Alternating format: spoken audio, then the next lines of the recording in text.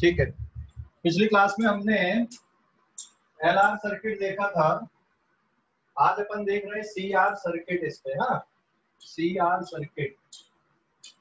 पिछली क्लास में LR circuit था, आज अपन देख रहे हैं series CR circuit. Series CR circuit. पिछली क्लास में सीरीज एलआर सर्किट था, अभी सीरीज सीआर सर्किट।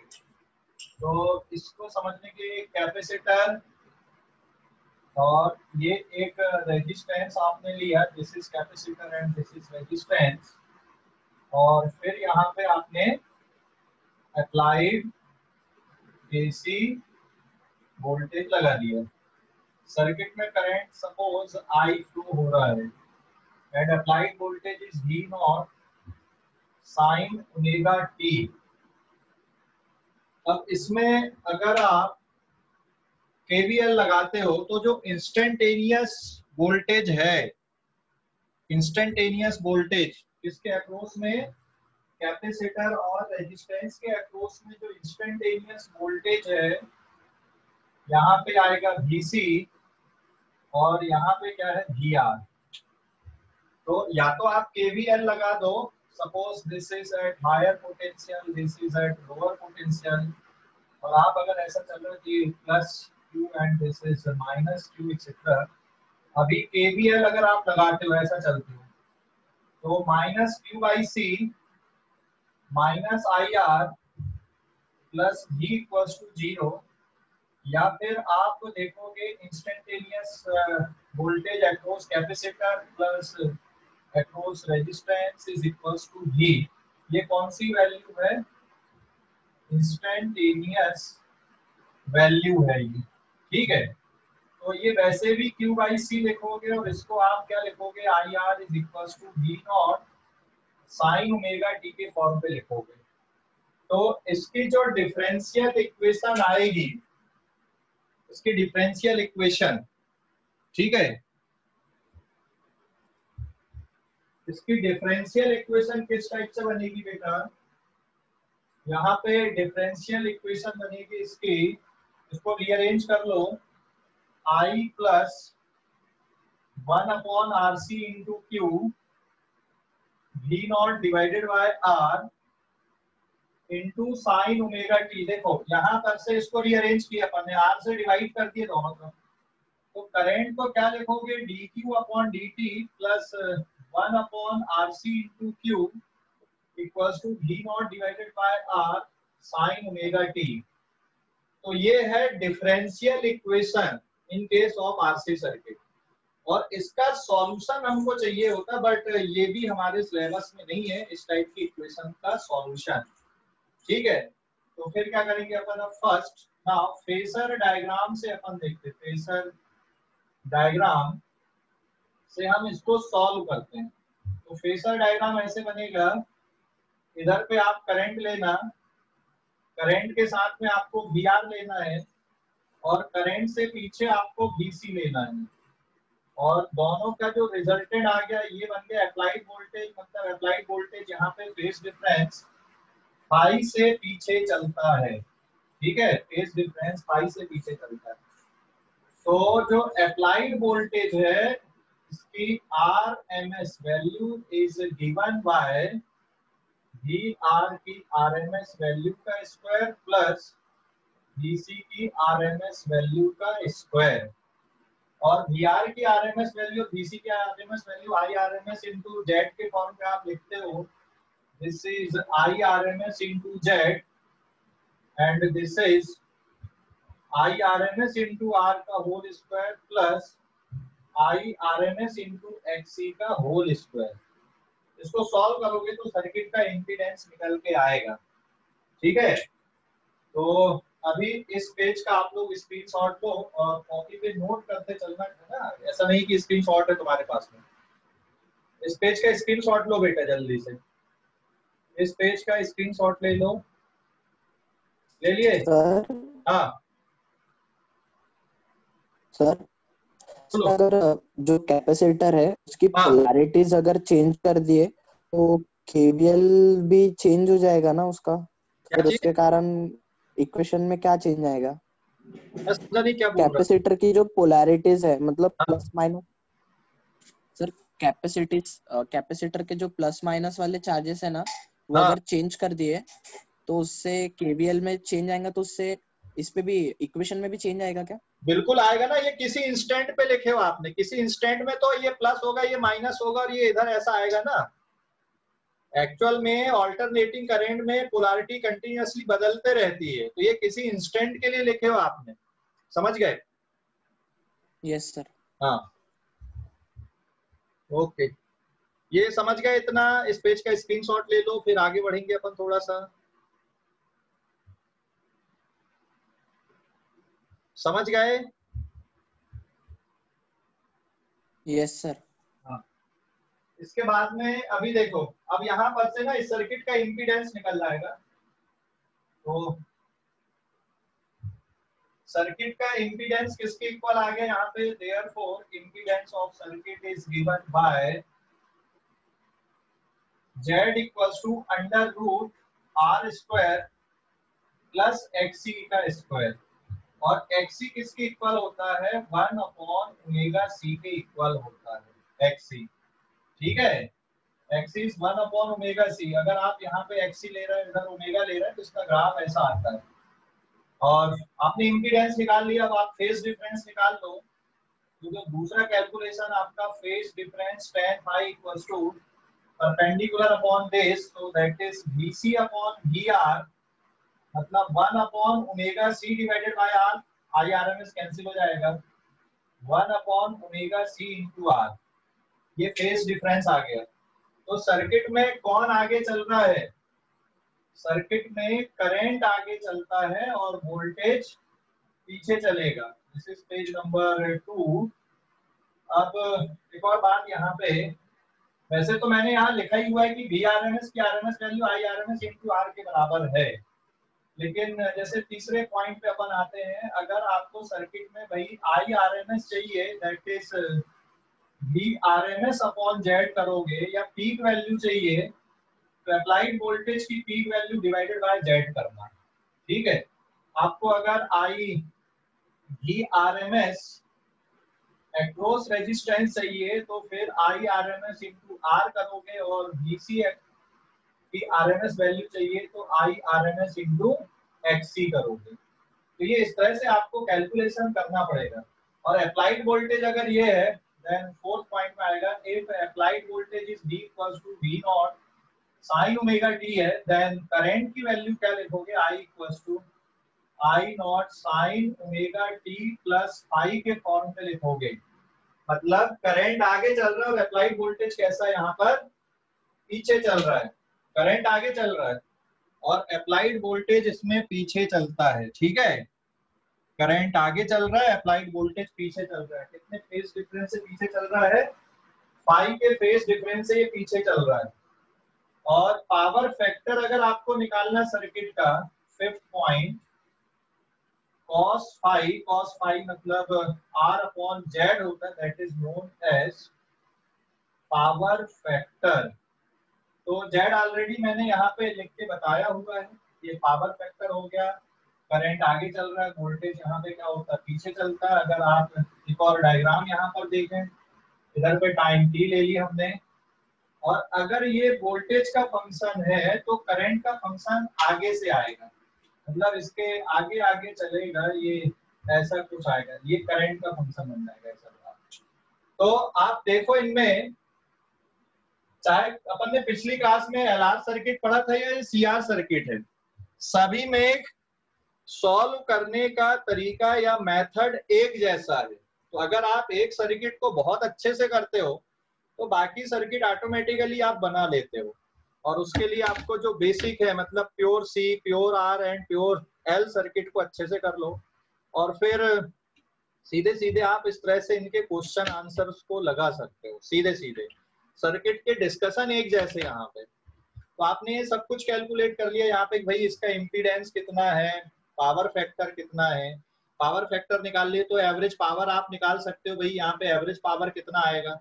तो एवरेज पावर का फार्मूला क्या बन जाएगा, VRMS IRMS into cos phi। तो ये पूरे कैलकुलेशन आपको सिमिलर दिखते हैं। तो ये चैप्टर आसान है बहुत, क्योंकि आपको फिक्स है, मतलब कुछ कैलकुलेशन एकदम बिल्कुल फिक्स जैसे दिखते कि हाँ यही कैलकुलेट करना है। ठीक है, तो अभी आप लोग इस पेज का स्क्रीनशॉट लो जल्दी से, इस पेज का स्क्रीनशॉट ले लो, पेज नंबर 2। फिर मैं एक क्वेश्चन बता रहा हूँ, न्यूमेरिकल टाइप का क्वेश्चन हम एक करते हैं। ठीक है,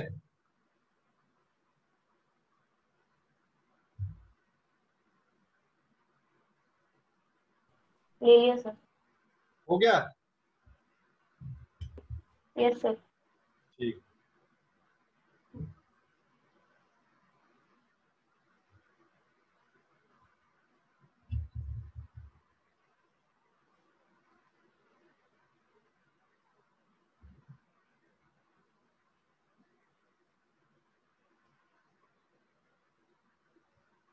क्वेश्चन कैसे बनेंगे इनके देखो अभी।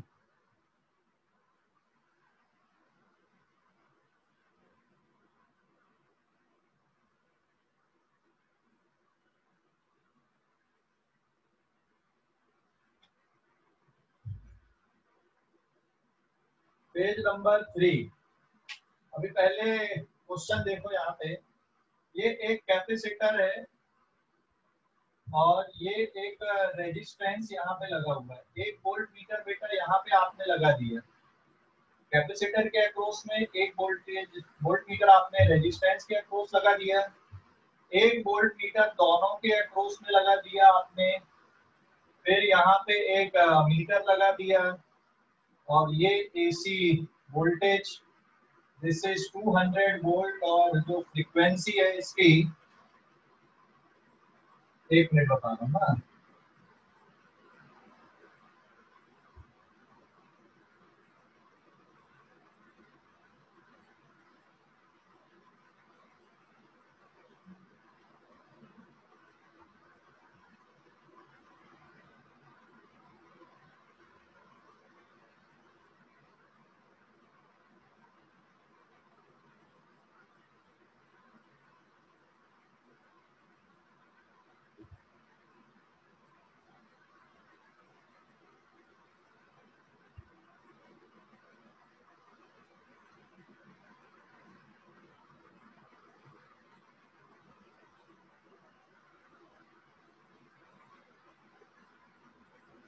एक मिनट। हाँ,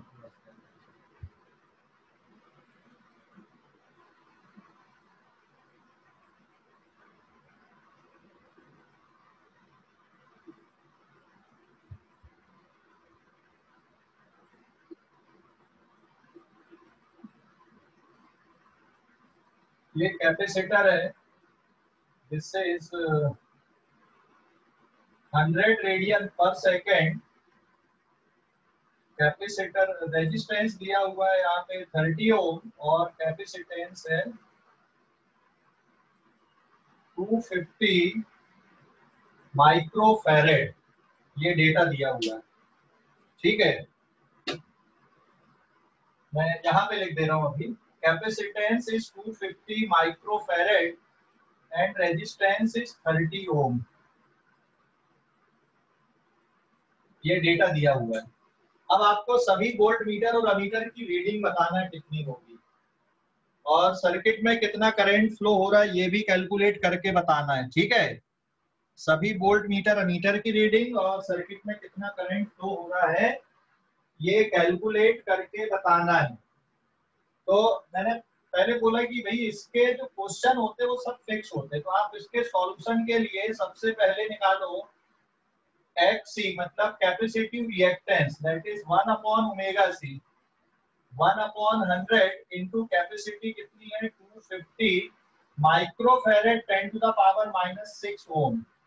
इसको सॉल्व करो तो ये 2 जीरो और एक ये जीरो, मतलब ऊपर जाके क्या बचेगा 10 टू द पावर 3 बचेगा, divided by 25 ohm. So this is 1000 divided by 25 ohm and answer is 40 ओम।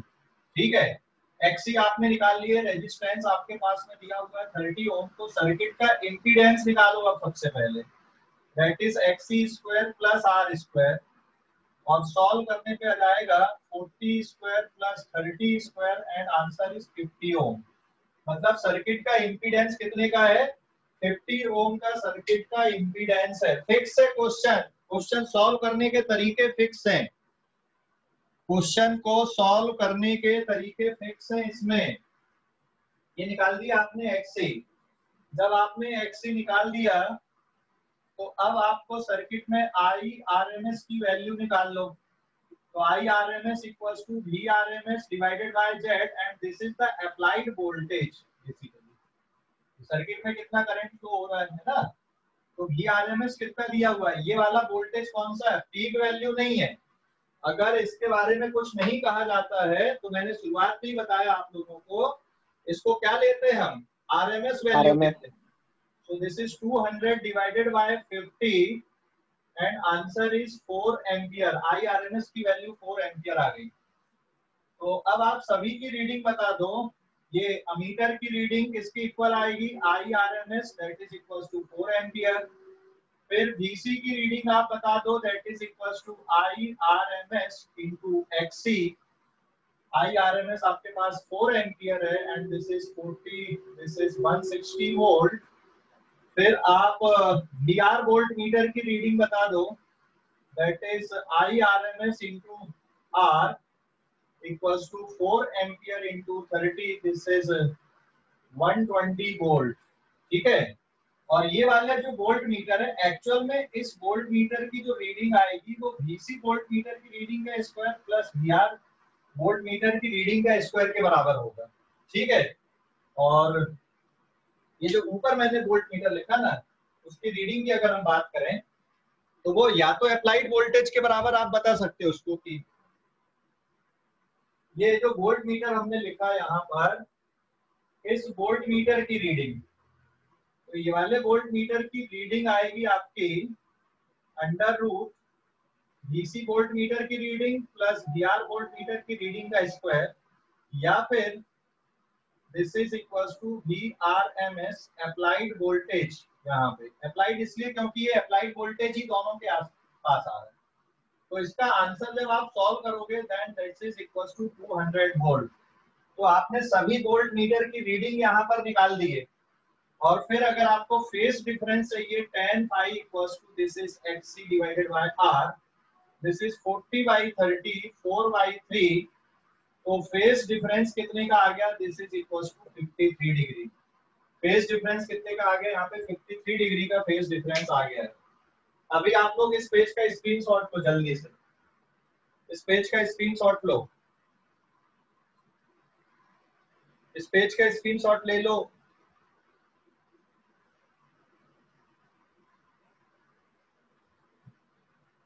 ले लिए? Yes sir, yes sir. तो ये सभी कैलकुलेशन समझ गए।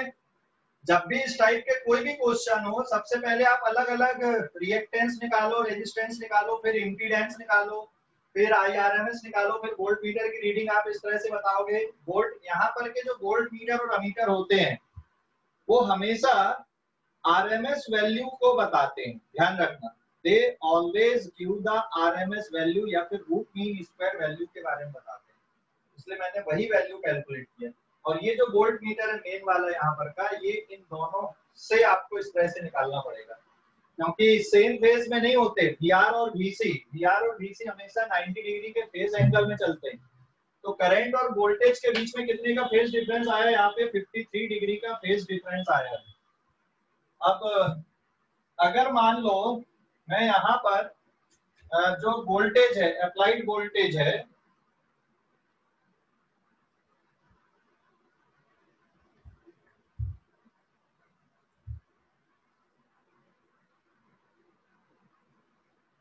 अगर मान लो मैं यहाँ पे अप्लाइड वोल्टेज कितना ले लूं, दिस इज पेज नंबर 4 आएगा आपका,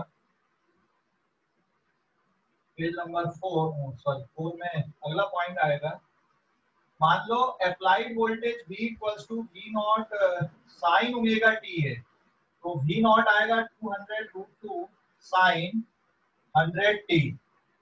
देन करंट की वैल्यू क्या आएगी, यहाँ पे करंट आगे चलता है इस सर्किट में, I not sine omega t। तो IRMS कितना आपका 4 है, तो ये रहेगा 4√2 साइन ओमेगा टी की जगह पे आप लिखोगे 100t प्लस कितना डिग्री से आगे चलेगा करंट, 53 डिग्री से करंट आगे चलेगा। या फिर अगर आपने करंट को आई नॉट, सॉरी यहाँ पे प्लस पाई लेना पड़ेगा, अगर करंट को आपने I naught sine omega T लिया तो अप्लाइड वोल्टेज किसके बराबर आएगा, V naught sine omega T minus pi के बराबर लिखोगे, या तो ऐसा लिखोगे या ऐसा लिखोगे। अब पावर फैक्टर देख लो सर्किट का, cos पाई इक्वल्स टू होता r अपॉन z, तो r की वैल्यू 30 और z की वैल्यू 50 है, तो दिस इज 0.6 क्या है यहाँ पर का पावर फैक्टर है इस सर्किट का। और पावर फैक्टर के बाद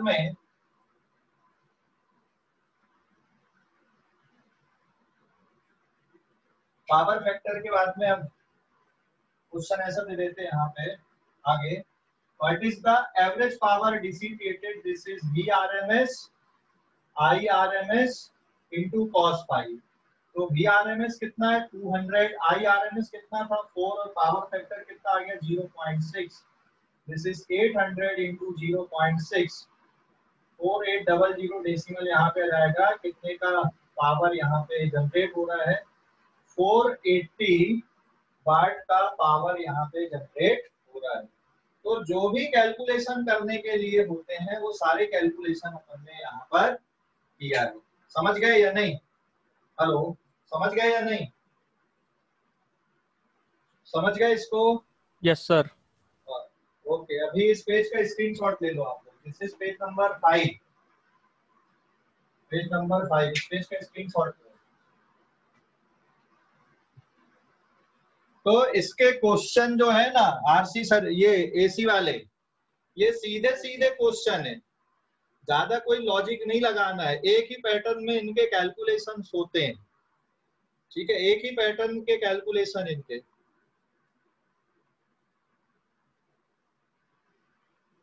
हो गया नोट करके वो सर्किट? अभी देखो, हाँ ले लिए बेटा, स्क्रीनशॉट ले लिए इस पेज का।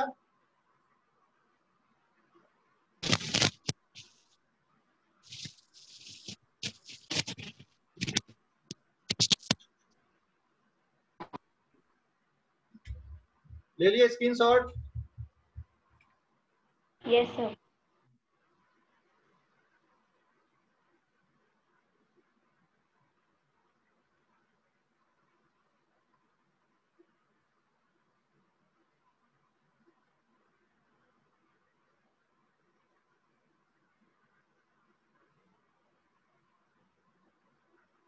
Then page number 6,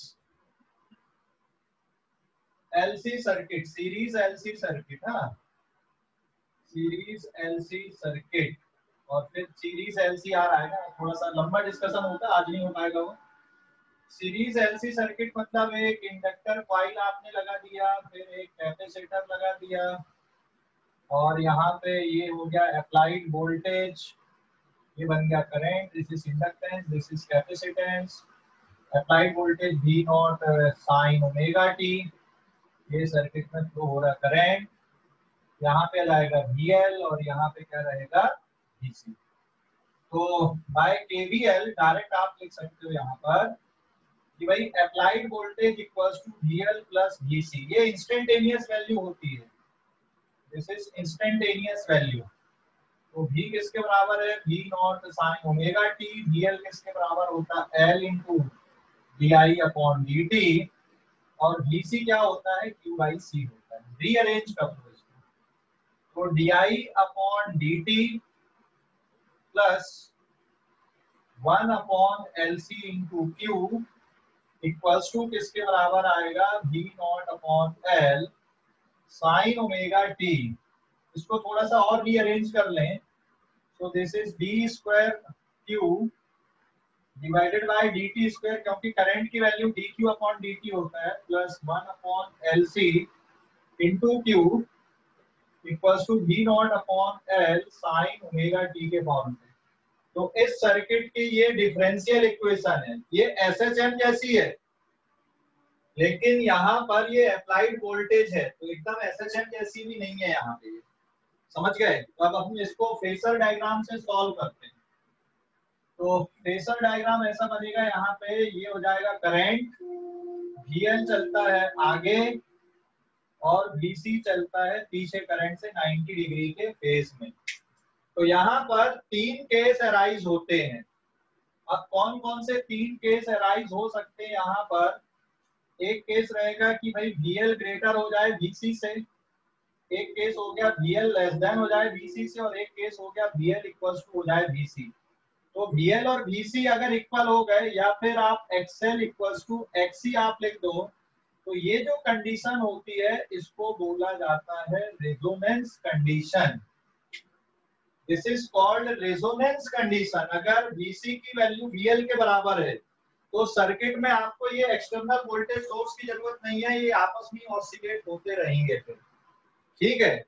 तो अगर VL और VC आपके सेम है, XL या XC सेम है, तो सर्किट का इंपीडेंस 0 है।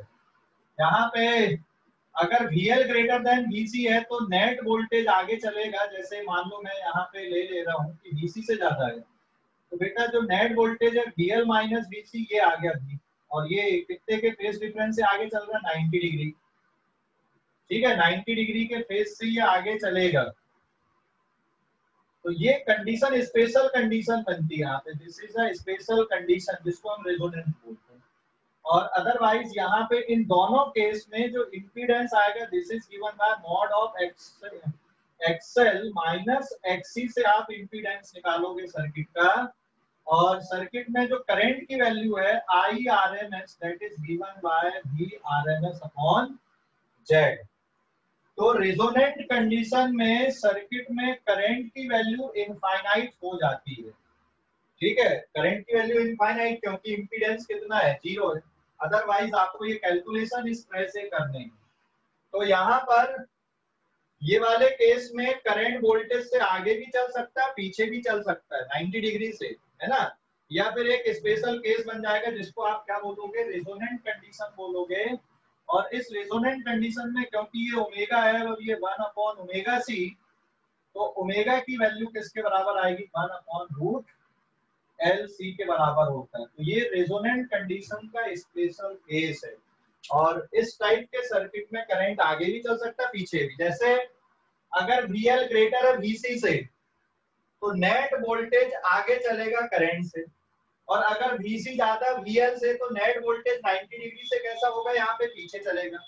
मतलब करंट और वोल्टेज के बीच में हमेशा यहाँ पर कितने का फेज डिफरेंस रहेगा? 90 डिग्री का फेज डिफरेंस आएगा। तो यहाँ पे जो फेज डिफरेंस है वो 90 डिग्री का है, पावर फैक्टर 0 आएगा। मतलब इस टाइप के सर्किट में एवरेज पावर डिसिपेशन नहीं होता है, ठीक है।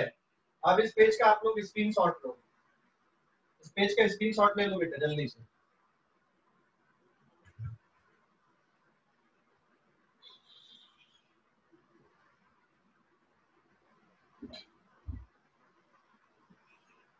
इस पेज का स्क्रीनशॉट ले लो ना।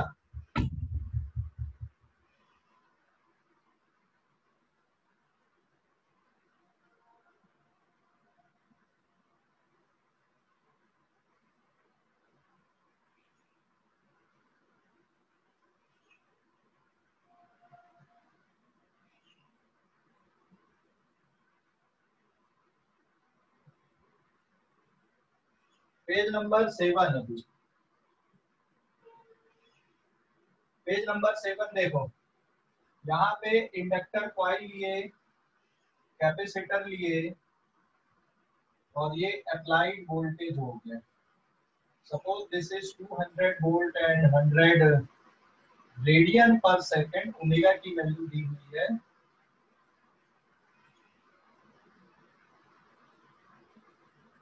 ये इंडक्टेंस, ये कैपेसिटर, यहाँ पे एक वोल्ट मीटर लगा दिया आपने, फिर ये एक वोल्ट मीटर लगा दिए, ठीक है। यहाँ पे एक अमीटर आपने लगा दिया, एक वोल्ट मीटर ये लगा दिया आपने।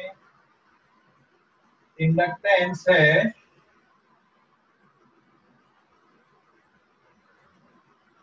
300 मिली हेनरी, और जो कैपेसिटेंस है दिस इज 250 माइक्रोफैरेड। तो अब सभी वोल्ट मीटर की यहाँ पर आपको रीडिंग बताना है, इसकी रीडिंग कितनी आएगी। समझ गया क्वेश्चन? क्वेश्चन समझ गए? क्वेश्चन समझ गए? सभी वोल्ट मीटर और अमीटर की रीडिंग आपको बताना कितनी आएगी, सर्किट में कितना करंट फ्लो हो रहा है।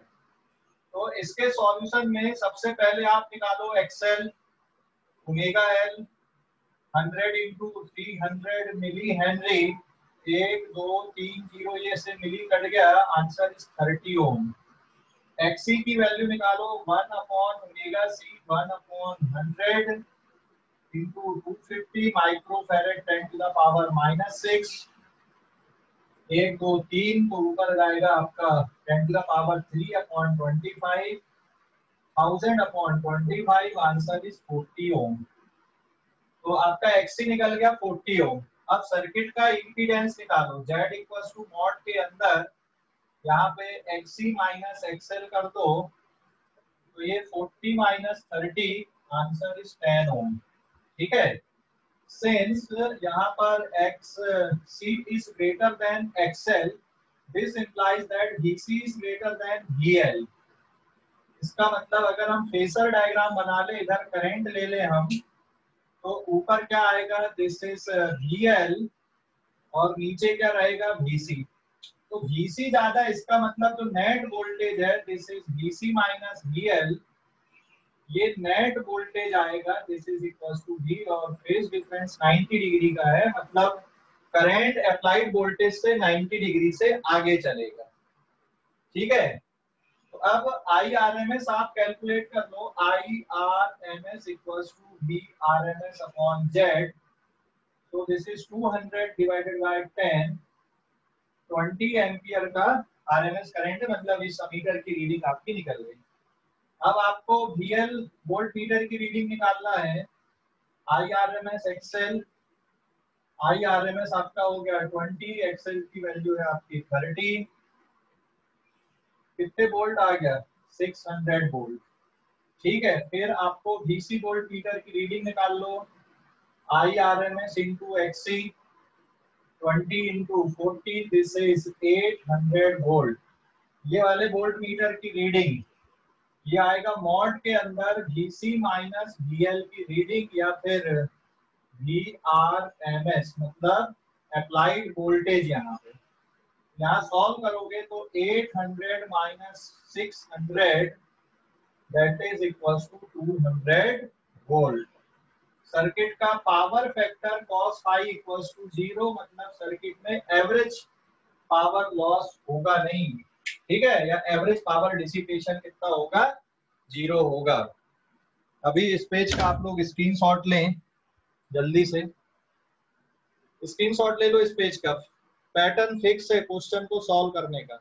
अगर मान लो एक्सएल और एक्सी बराबर बराबर हो जाते तो क्या होता, इम्पीडेंस 0, करंट इनफाइनाइट, अमीटर की रीडिंग क्या बताते फिर, इनफाइनाइट मतलब कुछ रीडिंग शो ही नहीं करता, वो पूरा डिफ्लेक्शन आ जाता, पूरा शो करने का मतलब फिक्स रीडिंग नहीं आती, पूरा एंड तक पहुंच जाता। और VL वोल्ट मीटर और VC वोल्ट मीटर की रीडिंग बिल्कुल सेम रहती, आइडेंटिकल रहती। और जो टोटल वोल्ट मीटर वाला है उसकी रीडिंग कितनी बताते फिर, यहाँ पे अप्लाइड जो सोर्स है उसकी जरूरत ही नहीं होती, यहाँ पे LC ऑसिलेशन हो जाता, मतलब आप बोलते हैं कि सर्किट रेजोनेंट कंडीशन पे है, एक्सटर्नल सोर्स की जरूरत नहीं है यहाँ पे पावर सप्लाई के लिए। तो अभी इस पेज का स्क्रीनशॉट लो। कौन आगे चल रहा है, करंट आगे चल रहा है कि वोल्टेज आगे चल रहा है, कौन आगे चल रहा है, करंट या वोल्टेज? करंट। हाँ, करंट कितने से आगे चल रहा है, 90 डिग्री से आगे चल रहा है। अभी वो इक्वेशन लिखकर देखते हैं। इस पेज का स्क्रीनशॉट लो जल्दी से।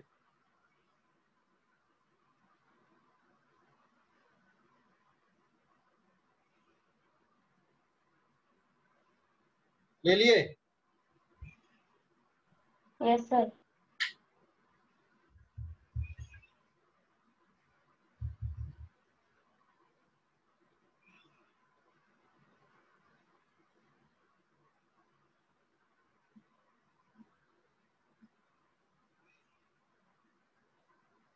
Now this is page number 8। मान लो मैं यहाँ पे लिख रहा हूँ वोल्टेज को, A पे applied voltage is V naught, sine omega t है, मतलब 200√2 साइन 100t, देन करंट का फार्मूला आएगा I naught sine omega t plus π/2, current π/2 से आगे है, so 20√2 sine 100t plus π/2 current की इक्वेशन बनेगी। आप इस तरह से इक्वेशंस बनाओगे, ठीक है। अभी इस पेज का भी स्क्रीनशॉट लो, इस पेज का स्क्रीनशॉट ले लो जल्दी से, इस पेज का स्क्रीनशॉट ले लो।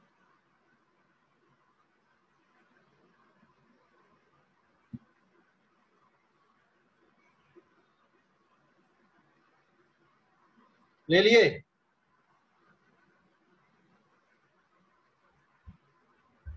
ले लिए क्या? Yes sir. ठीक है, एक और क्वेश्चन देखो, अभी छोटा सा है।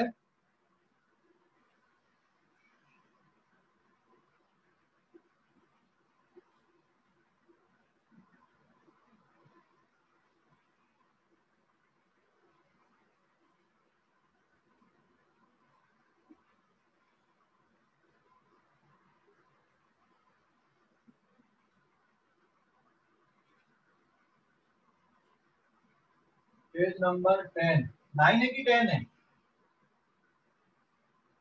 9। एक और क्वेश्चन ये है, find the natural frequency of circuit. इस सर्किट की नेचुरल फ्रीक्वेंसी बताना है।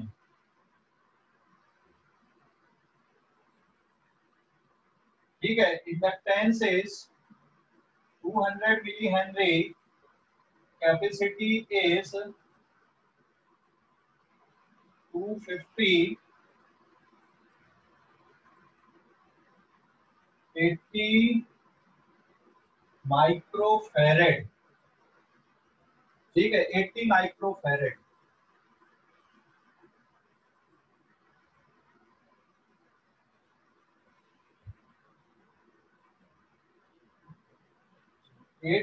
माइक्रोफैरेड। तो इस सर्किट की नेचुरल फ्रीक्वेंसी कितनी है? तो इस सर्किट की नेचुरल फ्रीक्वेंसी कैसे निकालते हैं अपन? Natural frequency is omega equals to 1/√LC। तो ये कितना है आपके पास? 200 10⁻³ और ये 800 10⁻⁻6। अभी देखो इस पे, यहाँ पर 1 2 3, ये 10⁻³ कट गया आपका, ठीक है। और फिर इसको सॉल्व करोगे तो ये आ जाएगा रूट के अंदर 10⁻+6 डिवाइडेड बाय 160, ठीक है। या फिर इसको 80 कर दो तो ये 16, तो यहाँ पे कितना बचेगा? 1000 डिवाइडेड बाय 4, आंसर कितना आ गया? 250 रेडियन पर सेकंड है इसकी नेचुरल फ्रीक्वेंसी है। अगर मान लो ये नेचुरल फ्रीक्वेंसी है और यहाँ पर आपकी अप्लाइड फ्रीक्वेंसी भी 250 रेडियन पर सेकंड है, अप्लाइड वोल्टेज मान लो 200 वोल्ट है, अप्लाइड फ्रीक्वेंसी 250, ये कौन सी फ्रीक्वेंसी हो गई? Natural frequency. तो since applied frequency equals to natural frequency, therefore circuit in resonance condition, circuit किस पे है? रेजोनेंस कंडीशन पर है। सर्किट रेजोनेंट कंडीशन पे तो इम्पीडेंस 0 और करंट की वैल्यू क्या होगी? इनफाइनाइट होगी, ठीक है। अभी इस पेज का स्क्रीनशॉट ले लो। तो जो रेजोनेंस वाले क्वेश्चन होते हैं वो इस तरह से चेक किए जाते हैं। रेजोनेंट कंडीशन वाले क्वेश्चन को इस तरह से चेक करोगे, सर्किट की नेचुरल फ्रीक्वेंसी देखो, अगर नेचुरल फ्रीक्वेंसी अप्लाइड फ्रीक्वेंसी के बराबर है तो सर्किट रेजोनेंस में आएगा, एलसी सर्किट, है ना। और फिर आप क्वेश्चन इस तरह से सॉल्व कर सकते हो। तो आज के लिए